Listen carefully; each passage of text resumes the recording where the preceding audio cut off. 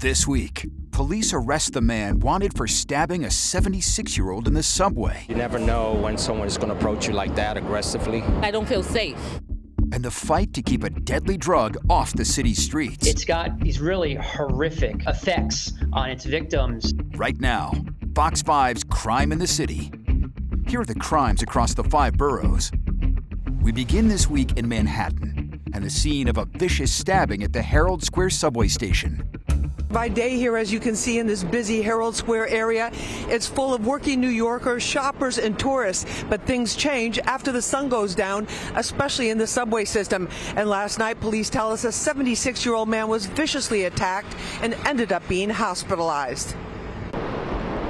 NYPD officers were called to the 35th Street entrance of the 34th Street B, D, and F train station about 11:30 Sunday night.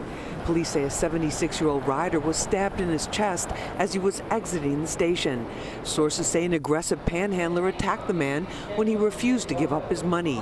Passengers United Vice President Jack Nierenberg says it's a known trouble spot. The mezzanine down there, this concourse at 35th and 6th, is largely forgotten overnight, and as a result, it's a haven for homeless individuals. Many of them have mental health issues, and they start using drugs in the mezzanine, and it becomes a dangerous situation. In the first 6 months of the year, the NYPD says subway crime declined by 4.4%. For the month of June, subway crime was up 18.2% overall. Arrests by officers of edged weapons like knives were up by 67%. Riders we spoke with who rely on the subway for their work aren't taking any chances. There's times that you have to be much more aware of where you're at, where you're riding. It's scary. It's just scary. I think it's very unfortunate, and there needs to be something done. The amount of taxes that we pay in New York City, I also think that we should be safe riding the trains as well. They also say they don't let their guard down no matter what. Because you never know when someone is going to approach you like that aggressively. I don't feel safe on the trains, and that's just the reality right now.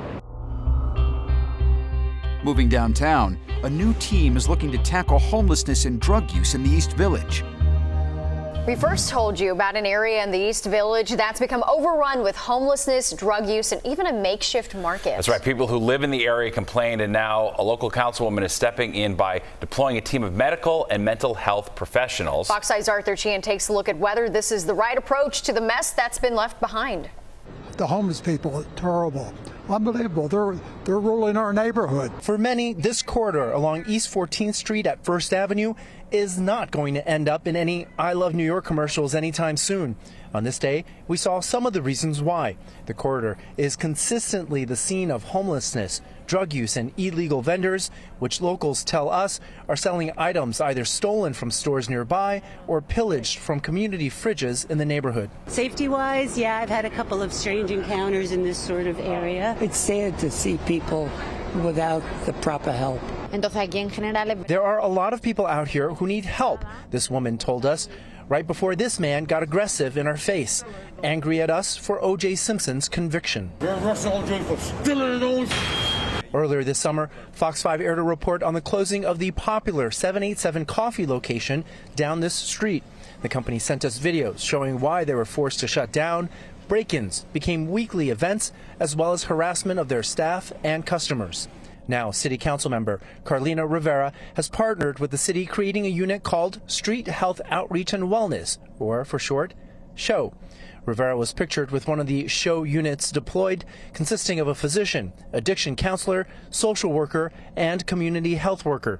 The units offer on-the-spot services with the hopes of clearing the area of illegal markets, drug users, and the mentally ill who threaten the safety of local residents. Complicating all of this is a jurisdictional issue. On the south side of 14th Street, it's the 9th Police Precinct.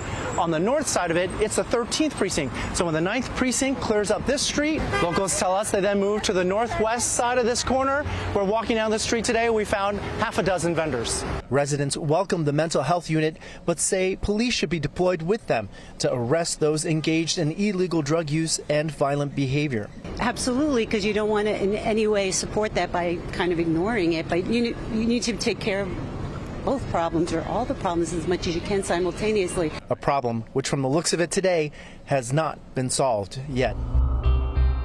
Next in Queens, community leaders and police team up to stop rampant mail thefts. Mail theft is a big problem across the 5 boroughs. 2 people were just arrested for allegedly stealing mail here in the Maspeth community of Queens. We talked to someone from the neighborhood who says his surveillance cameras caught those targeting these green boxes. We've lost credit cards. Joseph Croce says he took action when his mail started to go missing. Changed my address to a family member's house. And then he says something he bought on eBay was gone.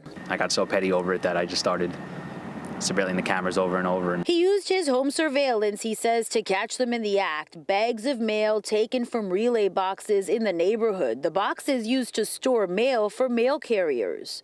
2 guys in a car. One gets out, opens the box, puts it in the car, and they're in and out. He says he reported it and took it to social media. It looks like they use a key to open it.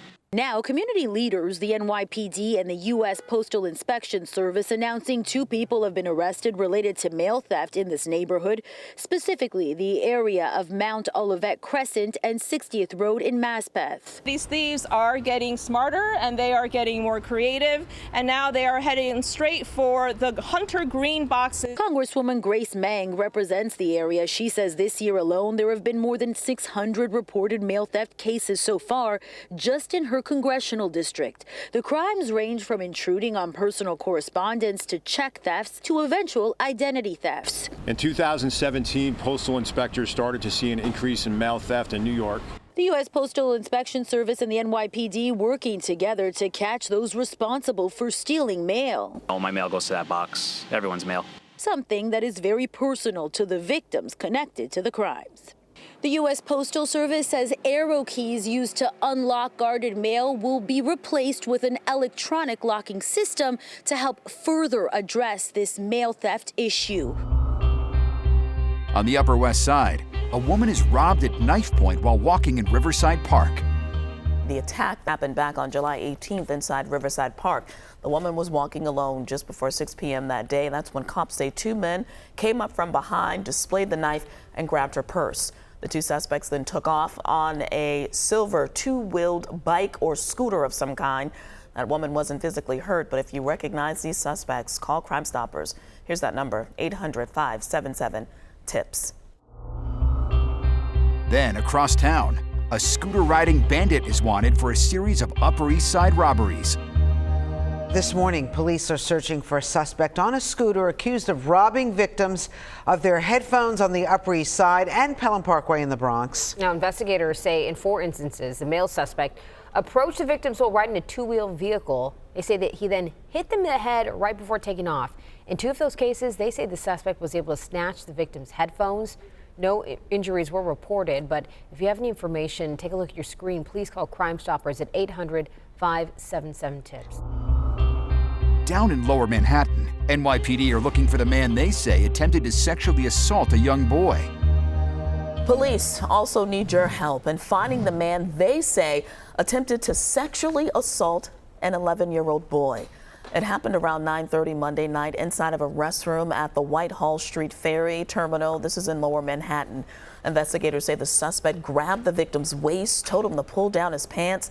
That boy left the bathroom and the man fled the scene. But if you have any information and recognize that person on your screen, the suspect, call Crime Stoppers. That number 800-577-TIPS.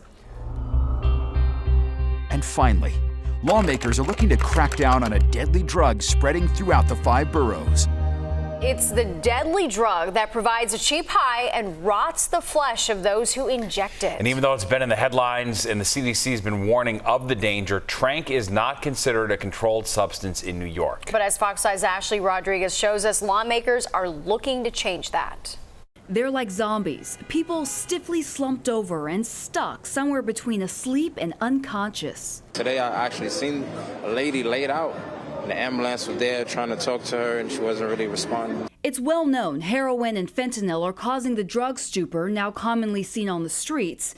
But lawmakers in Albany say xylazine use, or what's known as tranq, is spreading throughout the region. It's got these really horrific, heinous effects on its victims. Xylazine is a sedative meant for large animals that not only puts people out, but eats them up, leaving open sores. But it's not on the list of illegal controlled substances and can be easily obtained through a vet. New York State Senator James Skoufis, who represents Orange County, where use is increasing, aims to change that. There's a couple of reasons why tranq is spreading so fast, according to the DEA. Number one, it's cheap to buy for drug dealers. Number two, when they get caught with it, they won't get in trouble because it's not a controlled substance. And then when they cut it with fentanyl, it increases drug dealers' profits and attracts new customers. I know the fentanyl is dangerous enough. It's horrible to see people like that. You know, you don't want to see any human like that. If Skoufis's bipartisan bill passes, tranq would be classified as a Schedule III controlled substance in New York, giving law enforcement the power to go after the xylazine dealers directly instead of waiting until it's already cut with other drugs. The only thing standing in the bill's way, according to Skoufis, is the far left, who don't want another law that will put more people in jail. I'm a Democrat who's more in this moderate lane that believes that bad people should be sent to jail if they do bad things, and this certainly fits that category. And that's this week's Crime in the City. Subscribe for more at youtube.com/Fox5NY.